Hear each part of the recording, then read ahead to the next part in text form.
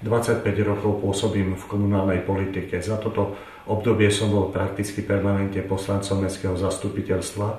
V 2 volebných obdobiach som bol poslancom vyššieho územného celku a 1 volebné obdobie som zastával post primátora okresného mesta Stará Ľubovňa. Politika mi je blízka komunálna. Ak by sa mi dostalo tej cti dostať sa do vyššej politiky, mojimi hlavnými prioritami bola ochrana života a hlavne boj proti ideológii rodovej rovnosti, ktorý je veľkým problémom nielen pre Slovensko, ale aj celú Európu. 25 rokov slúžim v oblasti ochrany života. Som členom Donum Vitae a pracujem so snúbencami, manželstvami a rodinami, takže táto problematika mi je veľmi blízka. Ďalšou oblasťou, ktorej by som sa chcel venovať, sú marginalizované skupiny, bezdomovci a rómska komunita.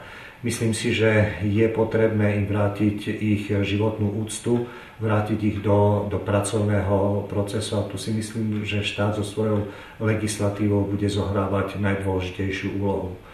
Treťou oblasťou, ktorej sa chcem venovať ako lekár-chirurg pracujúci na súkromnej ambulancii, je preventívne lekárstvo a navrátiť opäť zdravotníctvo do rúk lekárov, nie do rúk finančných skupín.